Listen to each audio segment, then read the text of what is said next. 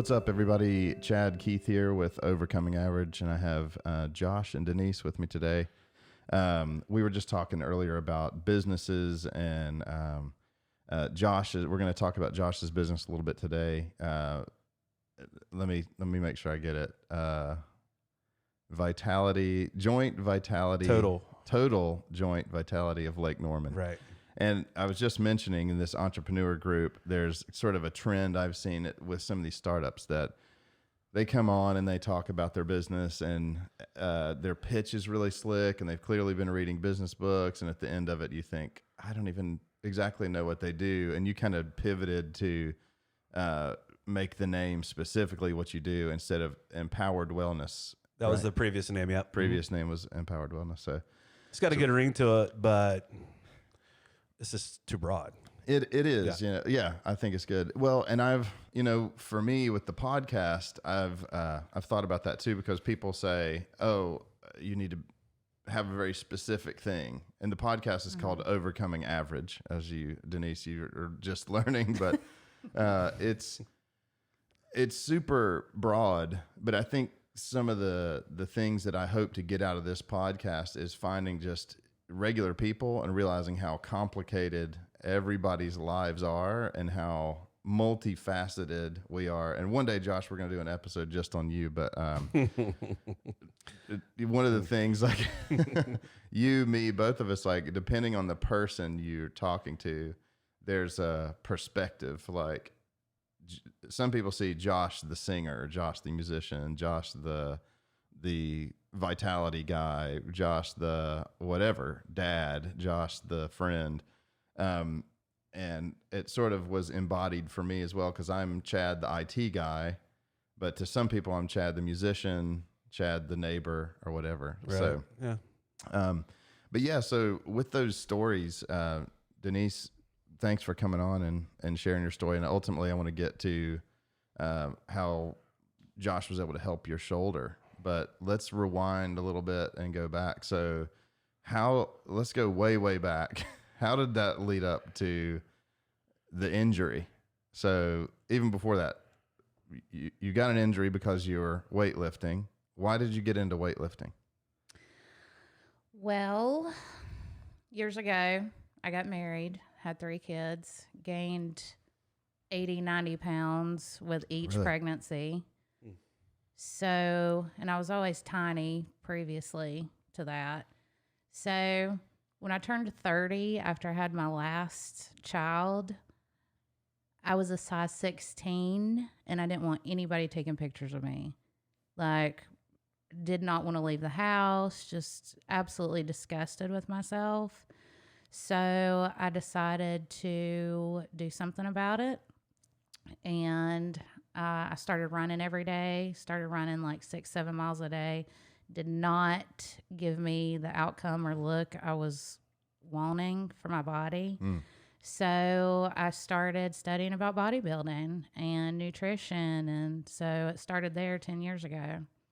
It's funny. I was just talking to a neighbor who's a big CrossFitter, and I started helping the local CrossFit gym with their IT, and was roped into going a couple days a week. But it's funny for me. Exercise is like, I don't know, it makes me feel so good afterwards, but I hate thinking about doing it ahead of time. But you do hit sort of a breaking point where you're like, I gotta change, whether it having babies or life, whatever. Right. Yeah. But I wanted to talk about what worked for you. Like, I think that there's not one solution for working out. And again, I'm not the expert in this stuff, but I've seen people that they start running and they just shred the weight, and they're mentally great. And then other people, it just doesn't ever work. Like, they run and run and run, and they don't ever lose weight, and they just get injured all the time, which I want to get to eventually too. Yeah. But I have known some people that it seems like weights is the thing for them. Whether it be the barbell or muscle. I knew one guy in particular that he wasn't ever out of shape, but when he started lifting weights, he just transformed into a different person. It was just crazy. Like he just got even thinner, and muscular. He didn't get big, but so it's kind of like what worked for him. Yeah. So what was it about? What was in that journey? So you were running 6 miles a day? 6 to 7 a day. 6 to 7 a day. Wow. I mean, that's and I hated it. Yeah. Well, I've Never got the runner's high. No, I thought that's what you had to do to be in shape and look good, but I was wrong. Not for me. Yeah. For me. Well, and I guess that's what I'm wondering too, is like for certain people, I mean, our bodies are different, you know, some people react differently to things because, I mean, that's a lot of miles, but I probably run probably 15, 20 miles a week right now. So, you know, and I think that's a lot. That is a lot. But she's also like the macro king too. Oh, yeah? I mean, she was telling me that she was cooking her food for the day before she got here. So like, oh, that's awesome. So she's very planned out. Well, she's supposed to be getting some macros together for me. I will. That's a huge part of it. I joined Noom. I don't know if you guys have heard of Noom. Yeah. I have. Yeah. So I joined it a couple of months ago, and the thing for me that I like about Noom is it's like the awareness of what and why you're eating stuff. You know, it's like some people are like night snackers. Some people eat like big meals. Some people snack all day. There's different like habits, and they're ingrained in us probably from childhood. But anyway, I sort of like the Noom approach. But there are some, of course, like when you pay for a service, there's a little bit of gimmicky, like, I don't know, I could get this for free somewhere else. But I will say the material that they give you is pretty decent. They talk about, for me, I need simple. Like, if someone just made my meals and just gave them to me and I couldn't eat anything outside, I would be fine with that. But that's a luxury that very few of us have. Right. But Noom kind of takes the approach of you have red, yellow, and green food, and you need to eat basically as much green as you want, and a little bit of yellow and a small bit of red. So you can have chocolate, you just don't eat a lot of it, you know. And it's like eat more. They call it calorically dense foods, less of those. So it would be preferable to eat grapes over raisins because there's more water in there and it's not as calorically dense. So, but anyway, back to you. So, so you're trying to transform a little bit, and did you start experimenting with weightlifting, or was that just a thing? What got you into weightlifting? Well, I actually got on bodybuilding.com and started following a specific plan. So with weightlifting and nutrition, first week I looked different.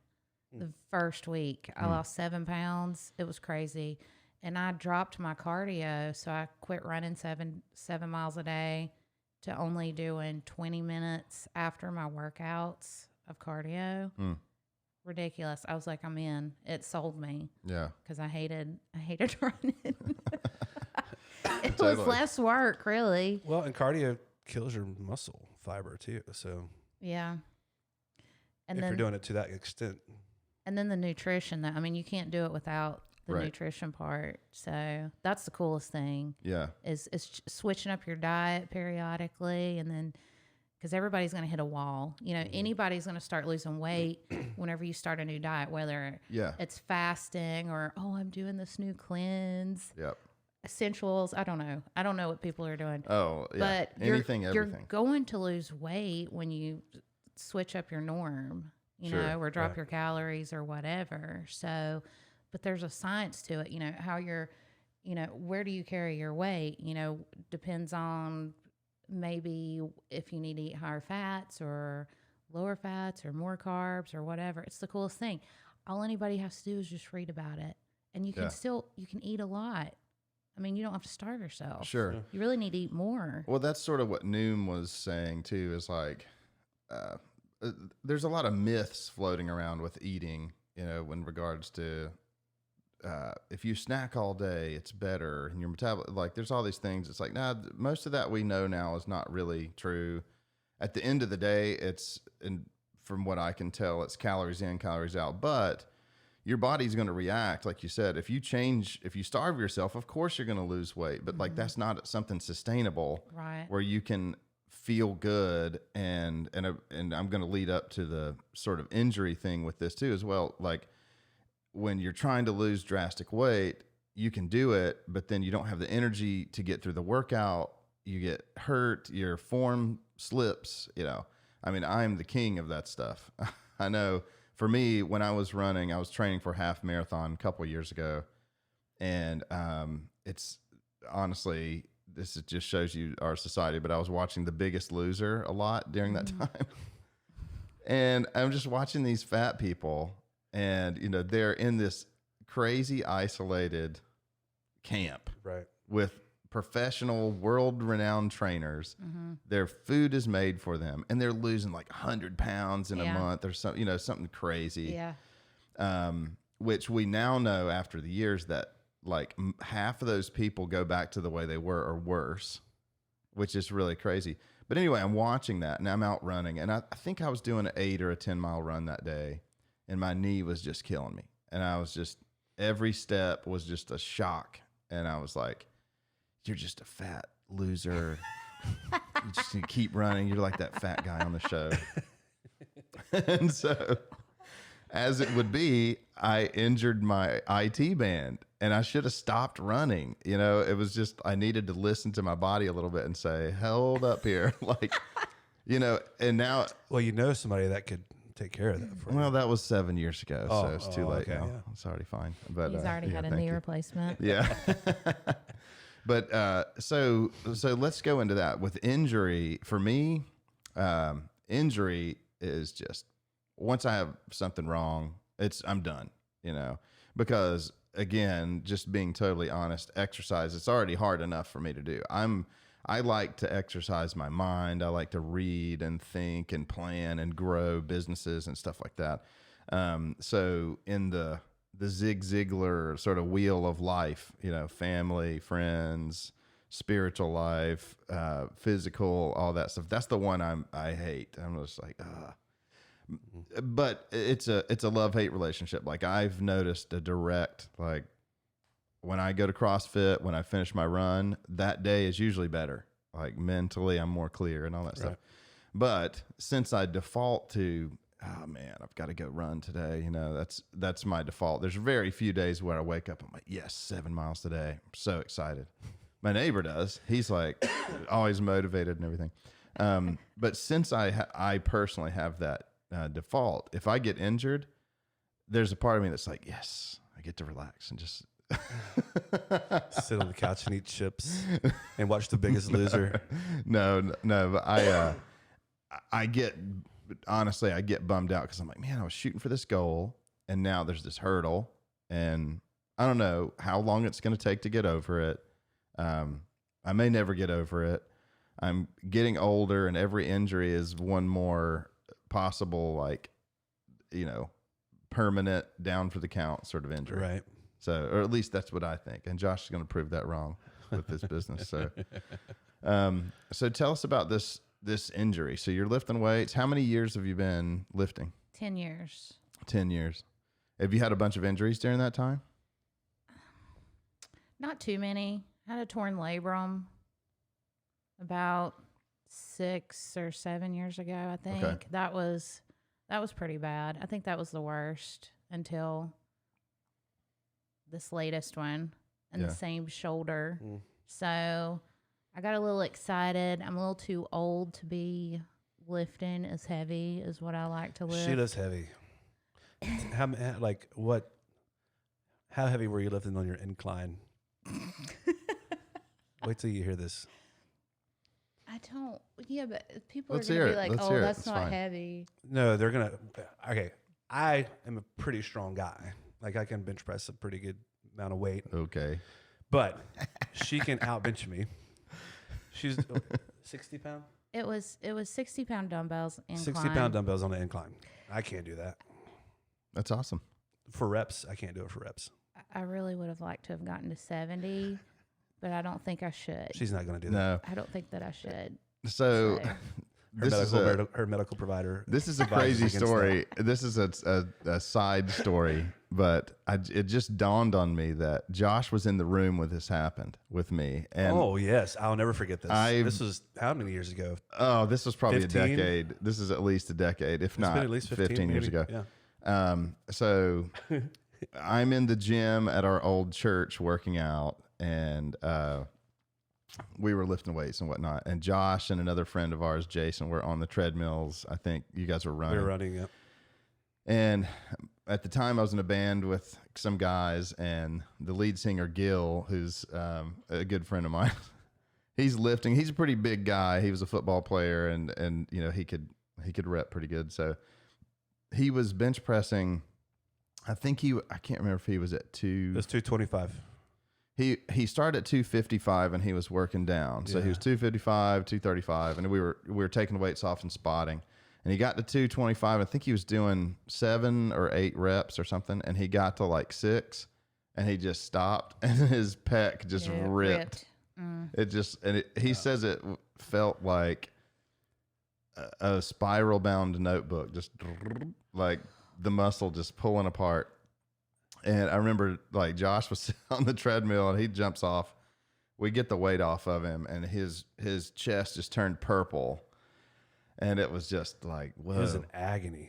Oh, it That was was terrible. awful. And, you know, we're all like, I don't know what to do. So long story short, yeah, he just ripped his pec off of his body and had to do rubber band workouts and stuff. He's for still a long not time. fully recovered from that. I don't think. Like I think some I of talked it to him might a have couple been years ago. He permanent, was yeah. still doing like it was still hard for him to do like push-ups. Yeah.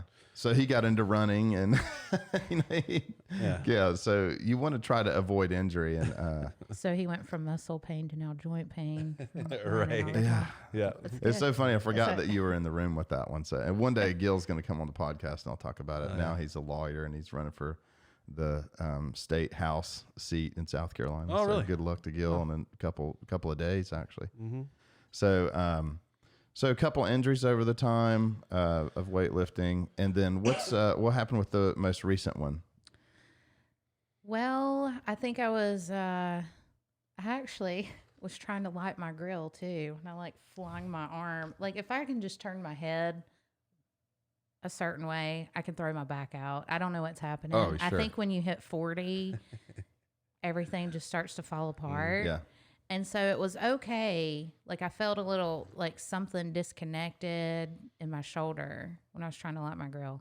Anyway, started working out, started pushing, lifting, doing, you know, lateral raises especially.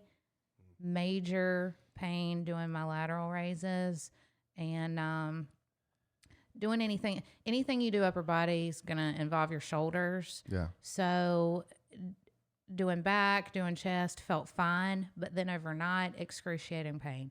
Could not sleep. Literally felt like my, I think like my tendon was like disconnecting from my, I don't know, it was the craziest feeling. It was the worst pain ever. Like I'd rather give birth 10 times over than to go through that. Because I need my sleep. Yikes. Also, yeah. I could not sleep at night. So, kept going to my chiropractor, you know, being like, do something, help me. You know, I was like, maybe I should go to a doctor. He's like, no, don't do that because you're going to spend $2,000 on an MRI. They're not going to do anything for you. He's Give like, you a steroid injection. yeah. He was like, you really need to go see Josh. And I was like, no, I don't know. I'm just going to, you know, lay off of it. I'm just going to, you know, Yeah. He kept pushing this guy. I was like, okay. All right, I'm going to try it because I can't take it anymore. Could not sleep, and my job's pretty physical too. So I was worried. I was like, okay, I'm going to give it a shot. You know, if it's as simple as what my chiropractor's telling me, then I'll give it a go. So that's where the referral came from a chiropractor, which to sidestep on that, like I've had my ups and downs with different doctors, physical therapy, chiropractors, like I don't know. There's sometimes where it's a miracle and you're like, oh, these people are great. And there's other times when we're like, I don't think they know what they're doing. And I had an injury recently. Speaking of injuries, I was ramping up my miles for running. I'm on a 7-mile run. And I think we got about 4 or 5 in. And I just took a step and it just started hurting. And it wasn't like I stepped on something or twisted something. It just was a regular step. And it just was excruciating for me. And so I thought, well, it's my foot. So I didn't go to my primary. And I know the typical things you're supposed to go to primary and to work your way up to the specialist. Mm-hmm.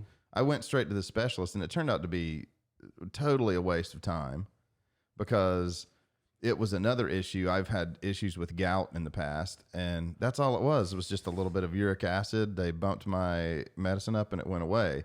But I think that's the struggle is sometimes when we try to self-diagnose, you're going maybe to the wrong place. You know, like I would think arm injury, I probably wouldn't think about a chiropractor. But if you're in the routine of going, or somebody says, "Oh, check this person out," you're going to go on their recommendation. So, well, she may have not have even been going to him for the arm. No, I've been going to him for a while. well, and that's so what I'm I saying. saw him You're regularly. You're going to somebody regular you trust, and then they say, you know, you're like, "Hey, can you check this out?" or whatever. So, Yeah. Right. So the chiropractor recommended Josh, and then, so Josh, you tell us what did you see when she came in? So, like Mike, like she said, Mike referred her to me, and she came into the office, and basically, you know, typical with shoulder pain, and even sometimes knee pain, the main complaint is typically I can't sleep at night without it hurting, and so you know there's some sort of tendinopathy or some sort of maybe even a rotator cuff syndrome, which is what I ended up diagnosing her with. On physical exam, you know, she was weak. With certain movements. And then there was also a lot of tenderness to palpation and a couple That's of why you couldn't get the 70 pounds weakness. Is what it was. right. Sorry. Sorry, go ahead. Thank She you. was He's weak. he's going to be the reason for my next injury. Yeah. 75 by next episode, right? So you saw But some weakness in the areas where I thought where I expected it to be weak. Sure. And so it wasn't thankfully it wasn't like a rotator cuff tear.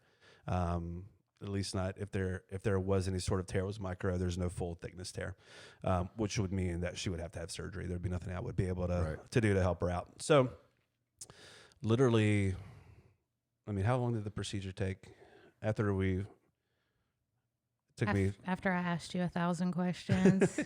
I mean, every patient that comes in, they're typically nervous because this is a fairly new sort of therapy. Yeah. I mean, extreme athletes and elite athletes have been using it for years. Olympic runners, I mean, they'll literally go in and have their knees injected every 6 months just so they don't get injured. This is more of a prophylactic type treatment. Tiger Woods has had it done. Peyton Manning's had it done. So all of these guys, and it used to be really, really expensive. And some places still charge like $2,000 or $3,000 for it. So it's what we're trying to do now is just make it more open to the public. Well, and that's why I was affordable. interested in doing the podcast about it, because I'm one of those people that's like, what does Josh inject into people again? And like, how does that help? Right. So, but I also, I mean, we're living longer now. You know, my grandpa was 100 when he passed away a couple of years ago. And I think a lot of that potential for us to live healthier, longer lives is keep your joints and stuff, keep your body in shape, because we all know people that are 45 and they look like they're just 70. Yeah, they About look to like fall they're over, done. yeah. That's true. Yeah. And but at the same time, you know, a couple hundred years ago, people were dying at 40 and 50, and that was the end of their life. So we're living longer lives, but it's living that fulfilled life when you're 60 and you're out walking and running. And you know, I have been part of F3, you know, F3, the men's group, and these guys. What's your nickname? I can't talk about that. Slappy is my name. Oh. That's another story. But no, but I see guys out there that they're just so inspirational to me, because they're, you know, 65 years old and they're keeping up with guys in their 30s and 40s. And it's just one of those things where they kept up, they stayed healthy, they're out there. You know, there's a lot of 60-some-year-old dudes that would never go out there. They couldn't go out there. Right. And I think that joints is probably, in my ignorant estimation, is probably a major part of that. Well, and that's what I love about what I do. And for those of you kind of wondering what it is actually that I inject, it's not some sort of magic potion, basically. Yes, it's it is. It's voodoo. Yeah. She calls it voodoo. So what is it exactly? what does it stand for? What's the acronym? So PRP, it stands for platelet-rich plasma, and that's something that we actually get from your own blood. And literally, it's just a quick little needle stick to draw the blood. It didn't hurt, right? Not at all. Yeah. Nice. So, so you draw the blood, and basically have special kits that when we spin the blood, it collects the PRP for me, and then I just take it out and re-inject it back into the area I'm trying to fix. So platelets are basically when you spin your blood down, you have the red portion, and then you have like the platelet-rich portion, and then you have the plasma. Even in that plasma, there are some platelets, but it's not as a dense area of platelets as that platelet-rich portion. But I just go ahead and take all of it. Because even if we have platelet-poor plasma, what we would call it, it's still beneficial. So let me ask you, is the reason you inject it, is the body not getting the platelets in the right place? So that's a really good question. The platelets I like to describe them like envelopes. You know, like when you go to the mail, you get an envelope and you open the envelope, it's basically got something in it. It's got some information in it for you. Okay. And platelets are basically the same thing. But this information that these platelets have are called growth factors. And, you know, just like if you had a big or a big wall that was glass and behind it was nothing but water, and you took a sledgehammer and you just busted that glass, what's the water going to do? It's going to diffuse from an area of high concentration to an area of low concentration. So it's basically chemistry 101.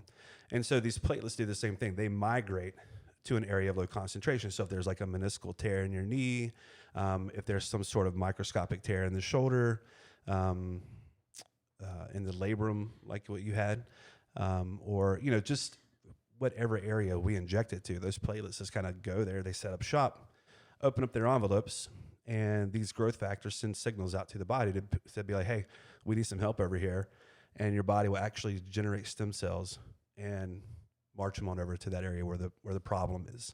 And so if there's a cartilage defect, we're finding out the cartilage actually is vascular. So that's how we're able to regenerate it using this method. Yeah.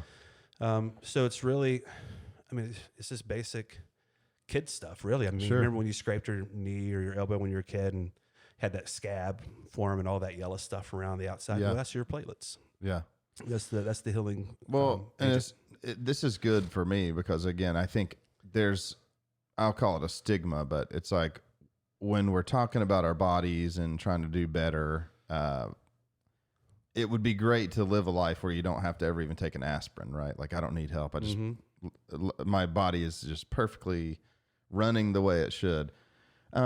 But there's definitely something to supplements, and I'm not getting enough of this. But I mean, at the end of the day, tons of people have vitamin D deficiencies or, you know, not enough of this or that. So we need help, I think, to live that more fulfilled life where we're feeling better about ourselves. We can sleep. I mean, lack of sleep is just devastating. Well, if you can't sleep. And that's the great thing about this is that you're not using a supplement. You're not having to get a prescription that's going to have adverse effects. I mean, there's really no side effects to having this treatment done other than the fact that you could possibly get like an infection from just the needle stick.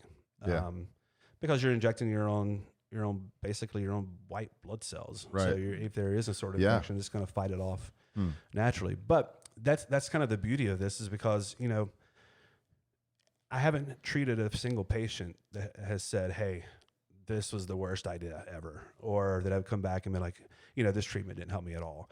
It's actually the opposite. I have patients that will have like, you know, when we ask patients about pain, we'll say, okay, on a scale of 1 to 10, how would you rate your pain? And, you know, I have patients that have chronic knee pain, chronic shoulder pain, and they'll say, oh, it's like an 8, especially at night when I'm trying to sleep. Jeez. And so you have to set the expectation, right? Like, I'm not going to fully cure you, but if I can get that 8 down to like a 3 or a 4, that's a huge win. Sure. So now I've got somebody that can't sleep, got somebody that can't lift, and we've got them down to that 4, which everybody can live with a 4 pain. I'm pretty sure throughout the day, most people will say something hurts on a 4 out of 10 if you're a certain age. You know, so that's a huge win.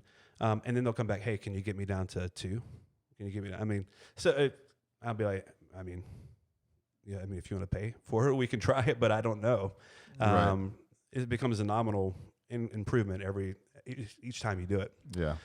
But you take my favorite patient, probably she's 62-year-old lady. Every time I call her to check on her, she's up underneath the house, putting in a heating and air conditioning. I'm sorry, I have to leave. Yeah. You're my second favorite. You were serious there for 1 second. That was a really good poker face. And she had the same problem except with her knees. She couldn't sleep at night. She'd been sleeping with a pillow between her leg for 20 years. Wow. And Mike, again, referred her to me, and she's a huge champion. She just actually came in again because she had diabetic neuropathy in her feet. Wow. And we fixed that too. So, I mean, like... Yeah, in business and entrepreneurship, somebody said the other day that when somebody's in pain, they would rather have the aspirin than the nice to have. Like when you can't sleep, you'll give anything to not be in pain. Oh yeah. And from an entrepreneur perspective, I think I want to commend you, Josh, too, for like this. We're in a pandemic. There's a lot of stuff going on, and you're growing your business. I think it's good. People need it. People need to feel better, because again, if you can't sleep, especially in a stressful time like this, it just compounds stress. You can't get your exercise in to feel mentally better. All those things. It just spirals out of control. Yeah. So it's all encompassing. I mean, it can become, lead people to depression. I mean, pain is terrible. Well, and I've had like Dr. Lexi here in Davidson that she runs Summit Vitality.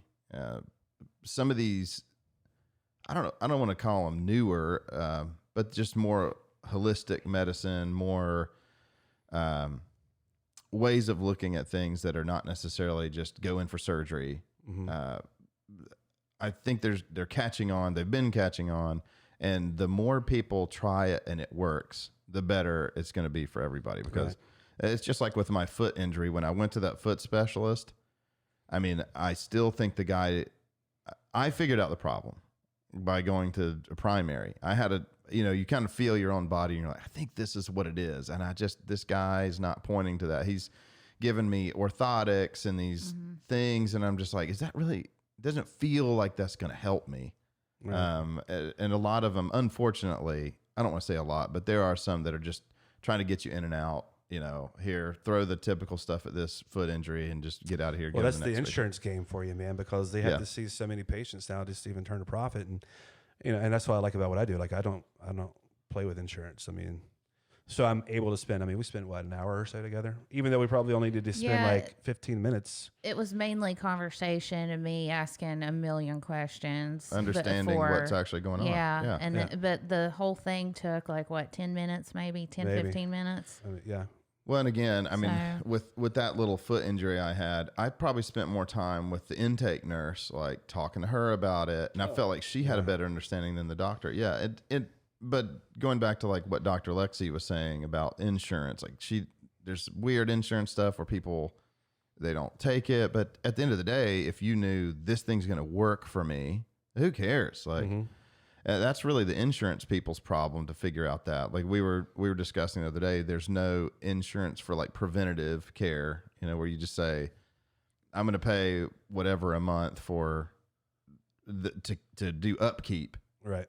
There is insurance where if you get hurt and then you got to spend forever in surgery, but it's too late. Then it's too late. Yeah. So, preventative is obviously the key. Living a good, clean life, eating and doing all that stuff, which, again, like I said, not all of us are perfect at, but, yeah. So what's next for, sorry, did you have something? I was just going to have, her just kind of walk us through her experience of the procedure. So that anybody that's listening that might be interested in definitely. I will say, like when I saw the video, I was like, oh my gosh, he's got a video of sticking a needle in somebody's arm online, and that's going to get shut down. I was waiting for Facebook guys to come by and take it off, but it's still up. So that's great. Yeah, a lot of people are scared of needles, but tell us what it was like. You go in, you have a long conversation to understand. Give him understand what's going on. Answered all of her questions perfectly. Yep. And it was my first time meeting you. Yep. And I felt very comfortable. You were super confident about what you were doing, and that's number one for me. Like, if you seem a little like unsure, but you were, I think this is going to work. I don't know. We'll see. I mean, even if he would have said, this is going to work, I could have seen it in your eyes that you were lying to me if you were lying to me. Right. Yeah. So he was super confident. I felt at ease. You answered my questions, and I asked some ridiculous stuff sometimes. So, but it made me feel better to get answers to them. Well, when we're the patient, though, I think it's in our right to ask as many questions because, for that clarity, like, right. So just to be clear, what's this going to do? How am I going to feel? I think that's perfectly great. Yeah, that's good. Yeah. So you ask a bunch of questions and then, sorry, go ahead. Yeah, I asked a bunch of questions and then we just got right to it. He drew blood and luckily I'm really glad I didn't watch the needle go in. I think that would have spooked me in the back of my shoulder when you were you wouldn't putting have it been in the able joint. to see it. Yeah. Took a posterior approach to it. He numbed the area, like just topical where the needle was going in, and then put the needle in my joint. It didn't hurt, and I have a very low pain tolerance. But when I tell you I was in excruciating pain overnight, that was terrible. I couldn't even lift my arm. I had to pick my arm up with my other arm just to move it. So the only thing that I felt was heaviness. It felt like my shoulder weighed like 8 pounds or something after the injection, like as he was doing it. Okay. Because I felt something going in there. Because I am putting fluid into an enclosed area, so about 8 to 10 cc's I think is what I ended up putting in. But so yeah, that's a normal. That's very normal. It just felt very heavy. That was it, and it was only briefly. It didn't feel that way after I left. Yeah. Just a little sore, kind of like somebody punched me in the back of the shoulder. That was it. Sure. Like nothing. It didn't kind of hurt. feels that way with any needle stick. Right. Didn't hurt. And then you injected it into my muscle, didn't you? I injected. Yeah. So the rotator cuff has 4 muscles. So in the back, I hit her joint and her teres major minor, and then the supraspinatus and the bicep tendon. So here's bicep tendon, supraspinatus. So I just kind of came right here and just feathered it out just to hit the tendon and the supraspinatus. So that's kind of why you felt that. I think you could feel that just a little bit, me kind of moving around. Right. But I mean, seriously, that took 20 seconds. Yeah, the video's super short. It didn't take long, and my chiropractor was there. And if anybody could have seen, if anybody could have heard him, he's so goofy, but he's a great chiropractor. He was watching the needle going in, going, "Oh yeah, that's great. Look at all that. Look at all that going in there." Yeah, it's honestly a pretty short. It's a pretty short video. So, but I'm going to tell you, that night I had zero pain, and I wasn't expecting that because I was told, it may be a couple of days before the pain, is lightened up some, but I had zero pain. My shoulder still hurt at night, but that tendon area, oh my gosh, like I could move my arm. It was amazing. I was like, okay, this is witchcraft, but I'm in because it's working. It was so good. And That's awesome. Every day it just gets better and better and better. I'm not 100%. And I think, Josh, you said it may take like 3 months before It takes a full 3 months for everything to fully mature. It's been like 10 days. Awesome. And I definitely feel like I could get back in the gym and start doing upper body, but instead I'm doing more like physical therapy stuff for myself, just from having done it before with previous shoulder injuries. But I'm just going to lay off of it a little bit, but I feel like I could get back in there and just, start lifting, but I'm going to hold off. Yes. but because it's feeling so good, that's why. Yeah. Well, I always say to my patients, I'm a full believer that a body in motion stays in motion. And it's okay to start lifting again, but maybe let's just go a little light. Yeah. On the light side of things, or maybe do some like blood flow restriction. And doing this in tandem with the chiropractic care is, I think, probably the biggest key to the success that I've had. Because I tell them to keep up with the regimen. That if there's a tracking issue with the knee, that I can fix your pain, but if we're not going to fix the tracking issue, you're just going to be back here. So it's let's keep everything that we're doing not change. Let's just add this to it, and the benefits are phenomenal. I mean, she should not to have. Typically for like a joint, not a joint, but like soft tissue, like people with tennis elbow, plantar fasciitis, that tendon pain in the shoulder here. Typically, unless they're just like killing themselves, I had this guy that was bench pressing like 625 pounds, people, and unless she doesn't put like 70 pounds in her arms and tries to do incline presses again, she shouldn't have to have this treated. Now, knee joints, things of that nature, I can fix the problem. I can't fix what's causing the problem. So if weightlifting is what's causing the problem, and if you're still weightlifting heavy, then you might have to come back in about a year or so. If you're overweight and I fix your knees and you don't lose the weight, then you're probably going to be back in about a year or so. It's either pride, stupidity, or laziness. It's going to be one of those three, probably. Right. If one of those three things are afflicting you, then this may not be the last rodeo. Typically, tennis elbow is fixed in one treatment, though. Like, you're done. You don't have to have anything else. Well, that's what I was saying earlier about injury and how, it can end your path.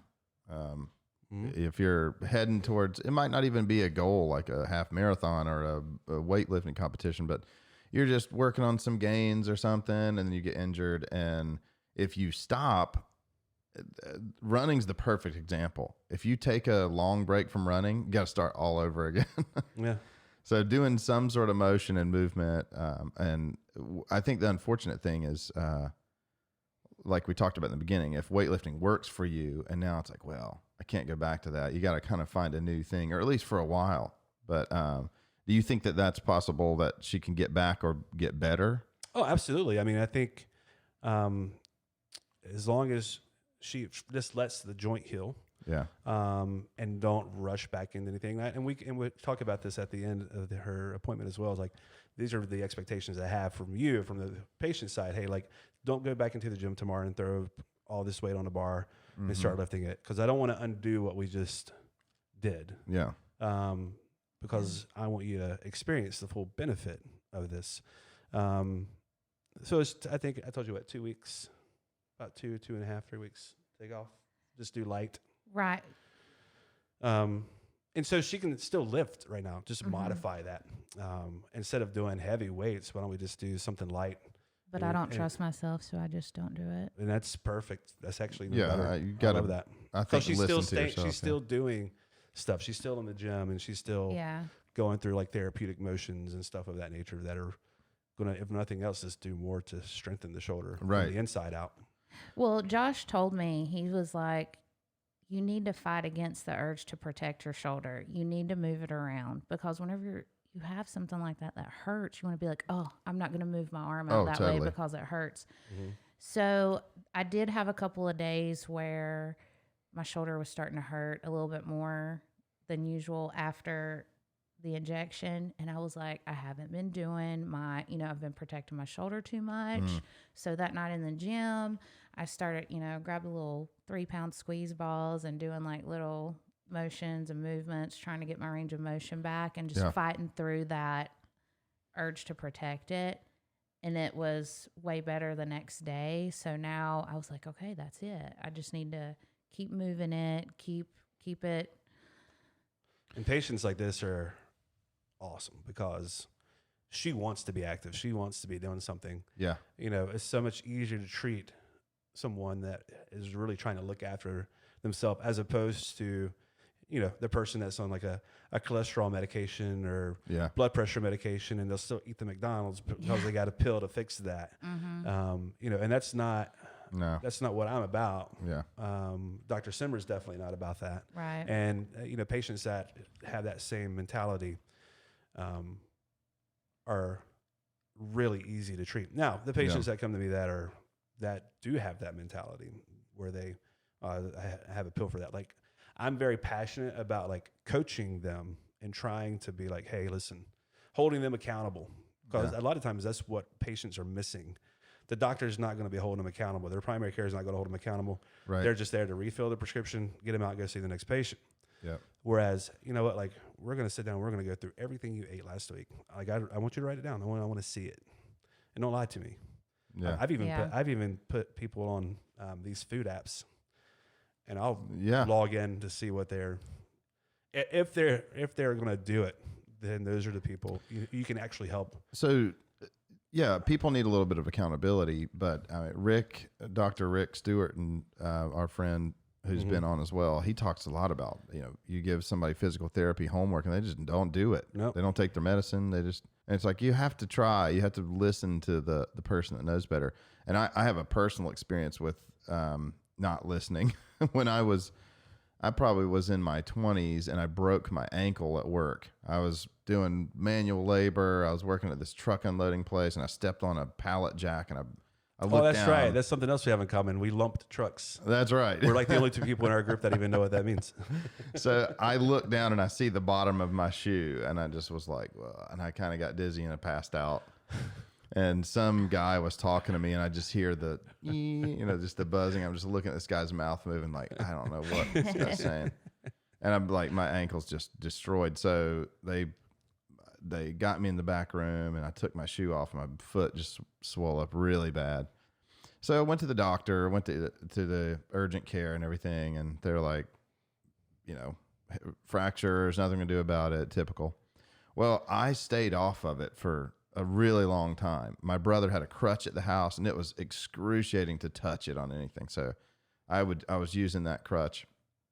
And when I went back to the doctor, he said, my foot was just purple. And he said, you have to start walking on that foot. And I was like, no way, no way.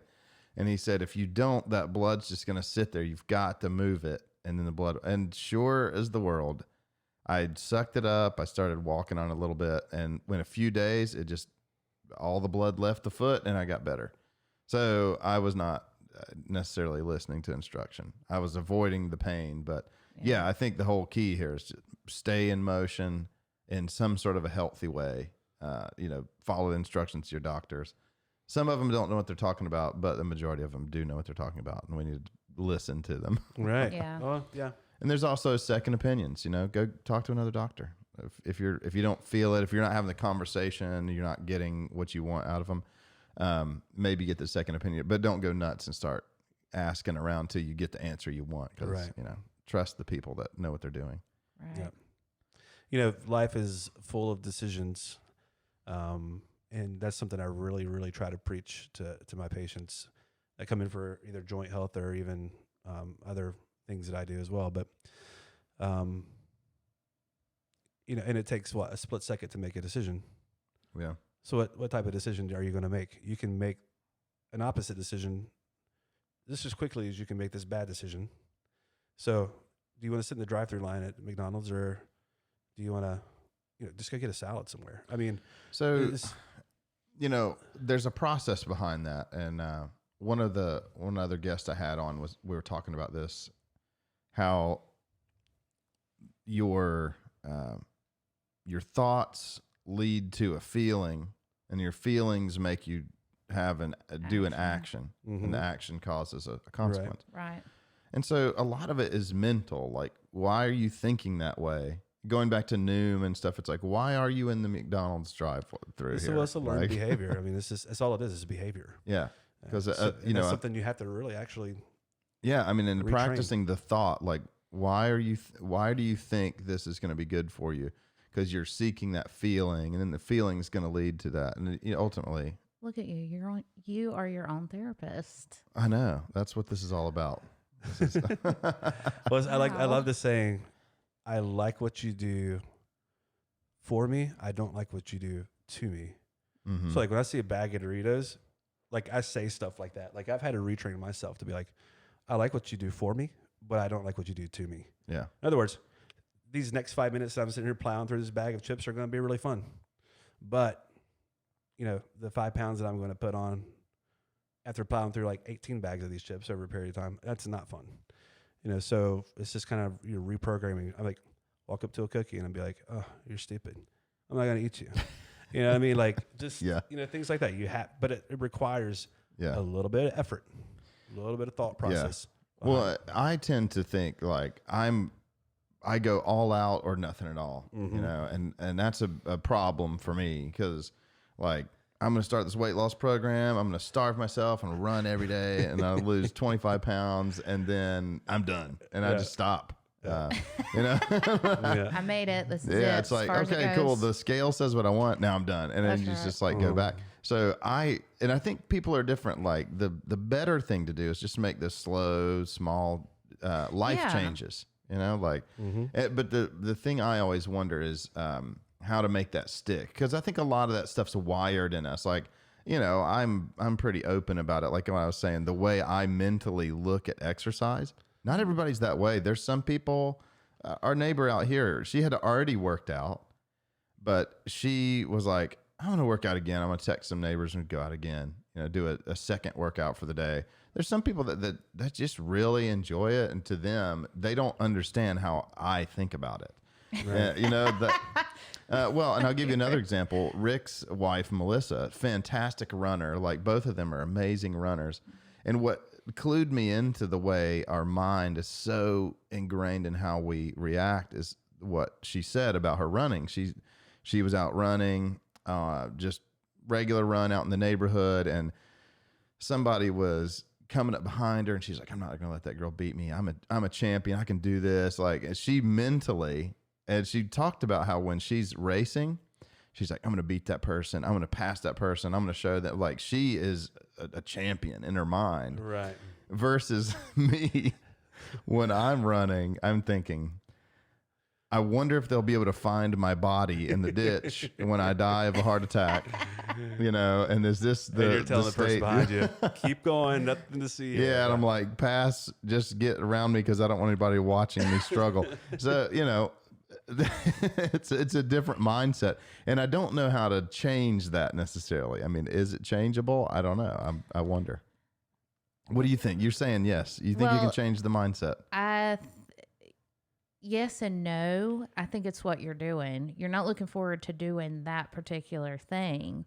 And I think one reason why people don't stick with something is they feel like they have to give everything up all at once. Yeah. Or another huge thing is if you can just stick with one thing for a week, your food, your training, whatever it is you're doing, once you see a result, if you see a result, whether it's on the scale, whether it's your pants fit a little looser that week, then there's motivation to keep going. But a lot of people, everybody's so busy and our minds are going, you know, 1,000 different ways at, you know, all the time, that nobody sticks with anything for a while. Like, give something 3 weeks before you try something else. Don't be like, oh, I'm going to try this. Well, and I think a support system of people is so important, like having other folks. And I think that's where Noom, or even a culture like F3 or CrossFit, where you are part of the community, that really helps too, you know, because everybody's different. Like there are some people that I always equate it to the way my 2 brothers are. I've got one brother who, you know, if you tell him, dude, you suck, he goes, yep, you're right, I do suck, I'm giving up, you know. Whereas if you say, hey man, we can do this, you've got the talent, we can do this, he goes off of encouragement. And my other brother, you kick him in the butt and he's like, oh yeah, watch this, you know, I'm going to show you. And so people are different. I mean, the way I see my children grow up, and they're different brains. They react differently. And so I think everybody needs to kind of find their thing, their niche, whatever works for them. And maybe I think sticking to it is key, but then also be willing to like give it up and try something different. If running's not working, try weightlifting. If that's not working, try yoga. I don't know what it is. If you dread it, then you probably shouldn't be doing it. I would suggest trying something else. Me personally, I would rather, I'm not going to go that extreme. I'm not going to say I'd rather die, but there's no way I could do CrossFit. I couldn't do it because, number one, I don't want somebody telling me what to do. I don't want to have to compete with somebody else because I will kill myself. Okay, if we're going to do this as many rounds as possible, like I'm going to try to kill you, but I'm going to kill myself in the process. And knowing that I can't even, like, I'm too lazy for that. Like, I would rather just do my little reps, sit, rest. You know, I can't. So I would dread it. I'd be like, I'm not going to get up at 6 and go do that. Yeah. I don't want to go after work to do that. But you just got to find something that you enjoy doing. Yeah. Or even if you don't enjoy it at first, but you see the benefits of it, and then you're like, you know what, I really like that. That's going to push me to keep going. Mm-hmm. Yeah, that's key because, I mean, even with CrossFit, like I do the hybrid fit class right now, which is just a lot more cardio, 45 minutes to an hour workout. We don't do barbell and stuff. And I love it. But honestly, when I first started, I was just super anxious because I was thinking that, like, there's going to be people like you out there trying to be like, I'm going to show this guy up, you know? And so I was like, I don't want to be in a competition. No. I want to be hiding in the corner and get my workout done because I'm here to try to make myself feel better. I'm not trying to be in a competition. But there's different gyms. I mean, there's Burn Boot Camp, there's Orange Theory, there's CrossFit, there's F3, there's FIA for women, there's different things, and sometimes you may be mixing it up. Right now, I'm running with a neighbor who's very encouraging to me. Mm-hmm. He also doesn't let me slack off either. That's the other part, is he pushes me, but he also, when we finish that run, he's like, man, you crushed it. You really did a good job. But if I don't, then he's like, well, we'll pick it up next time, and that sort of thing. So it's finding the balance that works for you and being willing to stick with it for long enough to see a result, but also be willing to change, and see what else is out there. Yeah. Like already one difference about me, I can tell you is like you said, if you don't like it, you shouldn't be doing it. I like gravitate towards things that suck worse. Like I feel like I hate this, so I have to do it. Right. That was me in my previous relationships. I get it. I understand you. Well, it's like that. It's like, man, I'm so scared of that roller coaster. I have to go on the roller coaster. There's certain things. So, and maybe I think as long as there's a balance, that can be healthy. It can get out of hand, but yeah, do what works for you and go with it. So yeah, it's gonna be worth the time. Yeah, everybody's busy, like I said, and like me, 3 kids, work. It has to be worth my time. If I don't enjoy it or I'm not getting some kind of benefit out of it, there's got to be a payoff. Yeah. Right. Otherwise, I'm not going. Mm-hmm. Yeah. So, Josh, what's next for your business? We're just continuing to grow. There's a lot of other things that I'm good at, that I've studied, that I'm capable of doing. But right now, we're just keeping it focused on joint health, supplemental health. Do a lot of like testosterone replacement. I have a lot of patients that do that,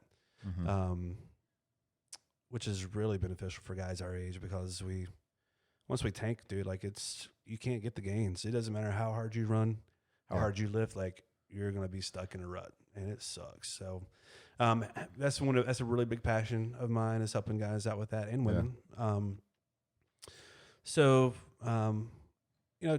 Just continue to grow in the Lake Norman area, and we'll eventually start to offer more services as we can. We came kind of our business, our internal business slogan is to narrow the arrow. Instead of being like all encompassing like Empowered Wellness was, where we had lasers and we had a lot of aesthetic, sexual health, and all of these other things. It's like, you know what, let's just narrow the arrow. Let's just focus on one thing. Let's just pull it back and just kind of plow through that market first, and become more sustainable there. And then, maybe we can hire somebody to an expert in grow another entity, or even within the same entity. Sure. Offer a different service. So, well, I think it's great. I mean, I was speaking of running and some of the stuff we've already talked about. I was looking at some statistics on running speed of like marathons and half marathons break out in age. And, you know, people in their teens are the fastest. Like they're super fast. And then it starts to decline until you get into your early 40s. And then it bumps back up. Whoa. So, and Interesting. isn't that crazy? And so it bumps up a little bit and then it starts to decline again as you get in your 50s, 60s and whatnot. So, I found that curious because somebody told me that one time. One of my neighbors who's a big runner also was on the podcast. He was talking about how when you get into your 40s, you get like another wave. And I thought really interesting. And I think a lot of it I can see being a stage of life. Like right now, I get up at 5, I work out. I'm working out by 6, hopefully done by 7. And then we're getting the kids ready and starting work and all that stuff. And so it's difficult to have, you know, I'm going to work out for an extra 20 minutes. I just don't have the time. I can't do it. So I think when you get to that stage where your kids are little able to kind of handle themselves and get themselves dressed and stuff, I'm right in the middle of it right now where they've, you know, still changing diapers and stuff. So I can see that, but that's encouraging to know there might be another little bump in the future. How old are you? Are you 40? 38. You're 38. Okay. Yeah. So in 10 years, I'll be even faster, even better, I hope. And then I'll slowly decline like everybody else. I turned 40 this year. Thank you. Yeah, Congratulations. Yeah. We're slowly declining. You know, it is what it is. But also I think there's some wisdom in just embracing your age and just saying, you know, it is what it is. You know what? I feel better. I feel better. No. I feel better at 40 though than I did at 30. Yeah. Oh, I agree. I Yeah. do too. Yeah. that's good to know. Yep. So it's going to get better. It's only going to get better for me. I look a hell of a lot older though than I did at 30, but I feel better. Hey, I can help out with that. The same stuff we did in your shoulder. Okay. The same stuff we did in your shoulder, I could put on your face. Okay, let's do that right now. Did you bring your stuff? Oh my God. Because I got some fresh kits at the office. I got to tell you, because Dr. Simmer, my chiropractor again. Okay, so he is such a believer in this stuff. oh, he's had everything you can think of injected. Believe me, But we're he's not gonna told talk me about that. everything. Yeah. So There's got to be a HIPAA he in there. was telling me that you can inject my face, and I'm like, yes, let's do it, because my Botox ran out like months ago, and I'm like, okay. And even then, whenever I'd go to my the doctor that would give me my Botox injections, I would ask him a million questions too every time, but only after he did it. And he'd be like, Denise, you know you were going to do it anyway. I'm like, you're right. Just make me look younger. I don't care. He was like, you could go blind. I'm like, do it anyway. You could go It's blind. worth it. Jeez. But no, yeah, I wanted to ask you about that because Dr. Simmer brought up that you could do some little, like, you could do the voodoo and the knocking some years off. Mm-hmm. So, Again, I don't market those things Right. because it costs money to market those things. So I just market joints. Well, there's your marketing. And then when the patients come in, they'll be like, "Oh, can you do anything else with PRP?" I mean, I've women with urinary incontinence. I fix that using the same stuff. wow. Men with erectile dysfunction or women that have orgasmic dysfunction. I mean, I can do all of these things, but I just market the joints. And then Right. when they come in, That's where you get all the info. Yeah. Is when you come in. yeah. Yeah, because I had a coworker come up to me a week or two ago, and he was like, Denise, how old are you? And I was like, 40. And he goes, oh, he said, I swear I thought you were 50.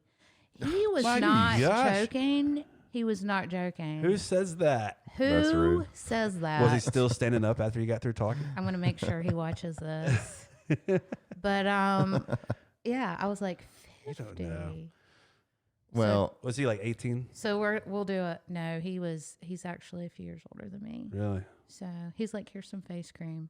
You need it. Oh my So, so second podcast coming up. Josh is gonna make me Yeah. look 10 years younger. 75 So then I'll actually dumbbells look my and- age, yeah. 40 and not 50. No, I do. There are some patients that I will have to say to them, I can do magic. I can't do miracles. So some people I have to politely decline. yeah. Be like, nah, I'm not your guy for this. No, totally. Yeah. Well, thank you guys for coming on. It was nice meeting you and hearing your stories. And Josh, I hope that your business continues to thrive. Thanks, and man. yeah, we'll have to do it again sometime. Again, see how the weights are coming and see if you can get to those 70, 75 pounders. So awesome. Again, podcast is sponsored by Atlas Technology Solutions, my company. We do outsourced IT consulting for small businesses, and we've heard a lot about Josh's business here in the Lake Norman area as well. So go check him out. What's the website? It's Total Joint Vitality, LKN.com. Total Joint Vitality, LKN.com. No, it's fine. Yeah. I think, again, I like that specificity there. So, yep. Well, thanks for coming on, guys. And thanks for having us. I appreciate having Had a good time. So, yeah, have a good one. Thank you. See ya. Bye. Bye.